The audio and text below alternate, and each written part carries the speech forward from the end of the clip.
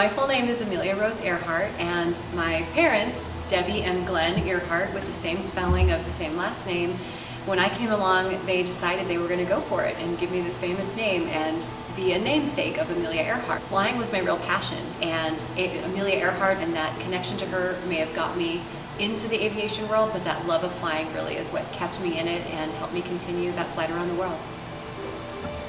My name is Shawn Burcham. I'm founder and CEO of a company called PFS Brands. My wife and I started our company out of our garage in 1998, so we do have that garage story, 26 years old. We formed a company called GRITT Business Coaching in 2018. GRITT Business Coaching is basically about creating better employee engagement all the way down through the entire organization. How can we create better employee engagement? 5 years ago, we had a vision of creating a leadership conference, and we developed this leadership conference called GRITT Summit. GRITT Summit is really all about leadership, servant leadership. How can we all be better? How can we run our companies better? And the leaders within those companies, how can all of those leaders get better? And this is a great event for us. We love having Amelia here. The connection for her and I, we're both pilots. So I think you would agree, that's a small group, a subset of the entire population. So when I heard Amelia's story, it ties in very well with GRITT and what that acronym stands for. All right. Well, Shawn, thank you so much for inviting me to be a keynote speaker. I had a blast meeting everyone here at the conference, everyone attending the GRITT Summit, and the team is just so welcoming. It sounds like the lessons that I shared on stage, these flight lessons, ways of thinking with this pilot and command perspective, really seem to land with your organization, so I'm really honored to be here. Yeah, really great talk today. The acronym of GRITT, goal-driven, responsible, involved, team, and tolerance of failure, really fits in good with aviation, and so really appreciate you being here today. You did a great job. Thank you. Yeah, I really saw that alignment with the GRITT acronym and analogies immediately. When I started reading and studying about you all online before I came to the conference, I thought, wow, this is going to be really good alignment. It's clear that you think like a pilot in how you run your business, and that's exactly how my keynote speech is developed. It's these pilot and command mentalities, but here in the workplace and in our personal lives, because I find that when you think like a pilot in the professional world, it keeps you organized. You know where you are, you're thinking 10 steps ahead, right? Stay ahead of the airplane is a big thing that we're taught as pilots, so to be putting it out on stage in the business context also hopefully gets a lot more people excited about aviation. I had several people in the line when they were all getting their book signed. Several women say they want to learn how to fly. One woman's starting her flight lessons this year, so I love getting people sparked up, excited about that. Yeah, that's great. I think the other acronym that we all learn as pilots is aviate, navigate, communicate. Yes. And it really ties in so well with business. So a lot of times people may get frustrated with communication, but sometimes as a leader, you have to understand, you have to know where you're going. You have to fly the airplane. You have to actually physically fly the airplane, and then at that point you have time to communicate. And really those things translate over from aviation to business very well. Yep, I find if you do those out of order, things do not go well. So you got to keep flying that airplane no matter what. Yeah. I love that we both have aviation books and themes of flying worked into the business context here. I'm so proud that last year, right around this time of year, I put out Learn to Love the Turbulence, flight lessons on becoming pilot in command of your own journey. And each chapter is a flight lesson. So there's 16 chapters, and each one correlates to a leg of the flight around the world. You know, think of it like a flight plan. How did I plan this mission around the globe? But more importantly, to the reader, yes, they want to hear those stories of what it's like to fly a plane, but more importantly, how's it going to apply to our daily lives? So things like navigating headwinds and tailwinds, the art of navigating the holding pattern. When life puts us in a holding pattern and we can't get to our destination as quickly as we'd like, how do we mentally prepare and use that time in our personal cockpit to use that time wisely, to be prepared, so that when whoever our air traffic controller may be shows up, gives us that clearance, we are ready to go, because most others stuck in a hold won't be ready. They'll kind of have to play catch up when they get that permission to climb back up to altitude again. So I'm really proud of this book. It took, a lot of focus and concentration to extract the stories from the flight. Sometimes they say it was harder to write a book than it was to fly around the world. Keeping score with GRITT is really all about how to help people be more successful in work and life. My dad actually grew up helping abused and neglected kids, and I really had an aha moment in 2011 as I hired a part-time CFO, and that story's in the book. And I really didn't know what my purpose was until 2011, when it really just hit me that what I really love to do is help other people be more successful. And not just in work life, but in their personal lives. So I really like to help people go from good to great. Yeah. Since what I get to do in business is create that opportunity and coach those people. So GRITT stands for goal-driven, responsible, involved, and team, and tolerance of failure.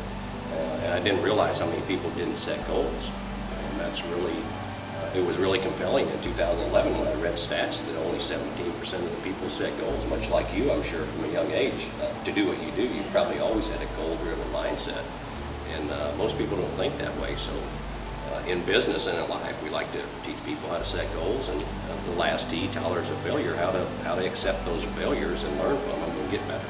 So that's really what it's all about. And you know, again, just the GRITT Summit that we put together, and this is our 5th GRITT Summit. It revolves around leadership and how you can be better. But my book actually starts out with the aviation story I was just sharing with you. I mean, very early in my flying career, I'm making really my 3rd solo flight, and a door popped open in flight. And you know, that's pretty scary when a door pops open, you can't get that door shut. And you have to make a decision. I mean, you have to think that's a failure of equipment, and you have to react as a pilot. And you know, aviate, navigate, communicate comes into play really quickly. So I declared an emergency.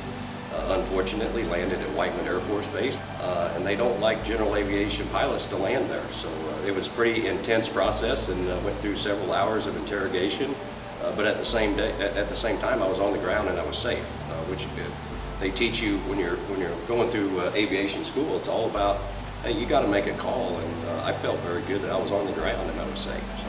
Yeah. Well, to parallel that story a bit, and I know that feeling of what it's like when you have to make those critical decisions in flight. You know, you're saving your own life every single time you take flight and land that airplane safely, no matter what the process looks like. And I remember, in one of the stories that I shared in Learn to Love the Turbulence was about an electrical failure that took place. It was during my commercial training, so I was with an instructor in flight, but at Centennial Airport, one of the busiest general aviation airports in the world.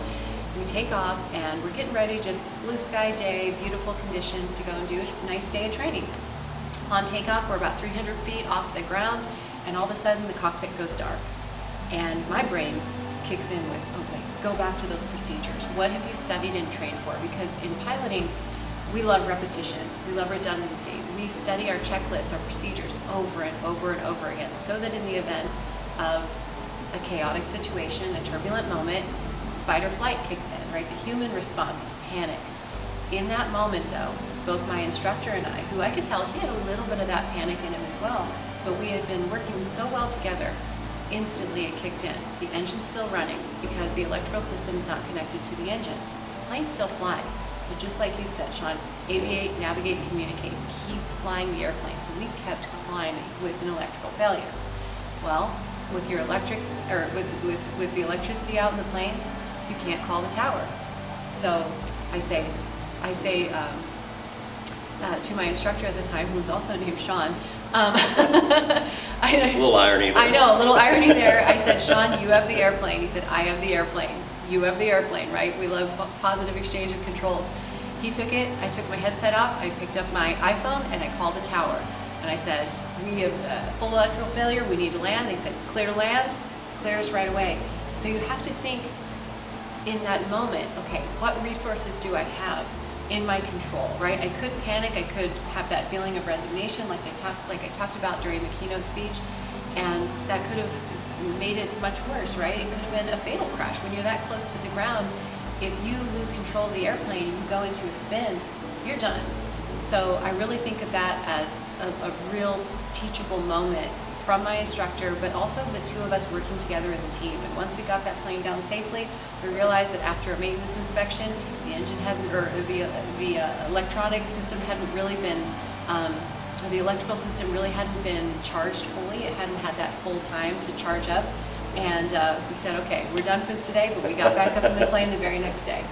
Do you have the tower on speed dial now? Oh yeah, tower's on speed dial. That was a good moment to keep that in mind. Yeah. So the theme of my keynote address is Learn to Love the Turbulence. And what that means is life gets turbulent, just like it does up in the air for pilots and for aircraft all around the world. Turbulence is a sign that we have taken flight. And the message that I love to share with my keynote audiences all around the world is that the only plane that never experiences turbulence is the one that stays locked up in a hangar. And what that means to me is that if we expect here on the ground life to always go smoothly, we're going to be sadly disappointed when things go wrong. So instead of being disappointed when things don't go as planned, we can have strategies to address problems when they arrive. We can be resilient, be flexible. And the pilot analogies that I use on stage include things that are really focused around flexibility and navigation. One of the examples I love to talk about is called 360-degree thinking. And it's a way that I use a compass analogy to, instead of saying there's one true path to follow, one true north calling, exploring all directions of our personal compass as a pilot would by placing ourselves at the center of that compass as opposed to on one particular heading allows us to look at all 360 degrees and choose the best course of action. Just like a pilot does a clearing turn before any sort of particular maneuver, especially during commercial training, that clearing turn is so that you get a full understanding of what's going on around you. So in real life, down here on the ground, when we do a clearing turn in business, we want to take a thorough look at what's going on around us before we move forward towards or away from that turbulence. So within that 360-degree analogy, there can be a bit of a feedback loop, and I think of that like a radar return.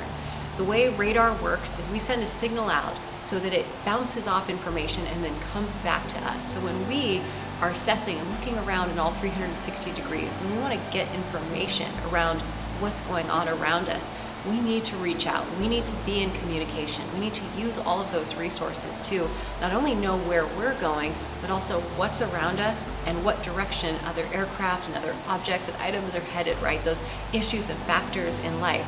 So yeah, in a sense, there is a feedback loop, but I like to think of it in the positive sense that radar return can give us so much information.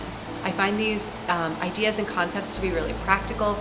Even if you have no experience in aviation, or have barely flown at all, you will understand all of it. It's very basic, but I think they're universal truths that really us as pilots, we've just happened to pick up along the way.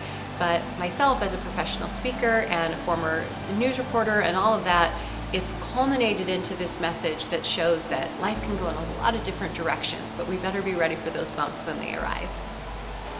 So in 2020, I decided to leave my professional speaking career as a TV news anchor and go all in on this keynote message. And I worked with my agent to really take the flight around the world, the story of what it took to plan and complete this journey, and make that speech a little bit more than just the story of here's how it happened. You know, step 1, step 2, step 3. Now adding in these flight lessons, the ways of incorporating these conceptual pilot and command mentalities, I think has really elevated the talk, and it makes it more about the audience. It used to be this talk of here's this adventure, sort of like listening to a big adventure podcast, right? And then that's it. You wrap it up, it's a feel-good story. But now extracting those concepts and ideas has really made it applicable, especially here at the GRITT Summit, right? How does it work in the business world? And that's where it really took off. As of 2020, I've now spoken to companies like Apple and Boeing and American Express and a lot of the big aviation companies, a lot of the biggest companies in the world. So I'm proud to say that while I may not be in the cockpit flying each day, right? Flying is more of just a hobby when I can afford to do it and when I can hop back up there. But this is my contribution to aviation, showing all the meaning and all of the deep meaning that comes out of these concepts and how we can use them here in the workplace. So the Fly with Amelia Foundation was started leading up to the flight around the world because I knew that I didn't want to just selfishly take this journey in this big, beautiful airplane and fly around the globe. I wanted to give back because one of my favorite Amelia Earhart quotes that, you know, through the years people have sent me books, articles, clippings about her, but one of the quotes that really stood out that Amelia said before her around the world attempt, she said, was a reporter that was asking her, why are you doing all this? Why do you like to fly? And she said, so that women of tomorrow can fly tomorrow's planes. And that really stuck with me. I took that as a call to say, I'm a woman of tomorrow. I want to fly tomorrow's planes, which from the Lockheed Electra 10E all the way up to the Pilatus PC-12NG, so much technological advancement, so much beauty. Oh my gosh, the ways that we have transitioned through the years into the cockpits that we have now, from celestial navigation now to synthetic vision and all forms of communication and ways to just move forward in that cockpit. So when I heard her and that quote say, so that women of tomorrow can fly tomorrow's planes, I thought, I want to do the same thing. I want to give back. So we set up the Fly with Amelia Foundation, which for 10 years was a Colorado-based 501c3. And the way that I kicked it off was when I went to the Amelia Earhart Festival. I think this was 2 years before my trip. They found out about my upcoming plans to fly around the world, and they awarded me the Amelia Earhart Pioneering Achievement Award. And I thought, well, that's beautiful. So I learned all about Atchison, Kansas, and Amelia Earhart's hometown, and they awarded me $10,000. And it wasn't for me, it was to donate to a charity of my choice. And I thought, that's how we can start Fly with Amelia. So the charity was set up, we took that first $10,000 investment, put it into Fly with Amelia, and kept growing it through from there. Donations from all around the nation, and especially in Colorado. So with those donations, young women aged 16 to 18 received $7,500 apiece. We did 10 original scholarships during the Around the World journey, and then every year we did one following that. Every year a young woman would be awarded. But this year is so special because after I leave the GRITT Summit, I'm headed west, I'm headed to Atchison, Kansas, to the Amelia Earhart Festival because one of my scholarship recipients, Camilla Bradley, she is now a SkyWest pilot. She is receiving the same award that I got that kicked off Fly with Amelia all these years ago. So 10 years later, it's coming full circle. She received the award that was originally bestowed because of the Amelia Earhart Pioneering Achievement Award. She now has $20,000, so they've upped the amount. She's putting that towards her own aviation goals of helping other women learn to fly. So that's what it means for me to be a tailwind. It's moving energetically in the same direction as somebody else's flight plan. Camilla is outstanding. She's a young African-American woman, and there are so few African-American pilots, females especially, and she is pushing boundaries, breaking boundaries, and she's a real leader. She's also got a big social media presence, which I think is great because she's inviting other people to be involved in her aviation journey, and I'm just so proud of her.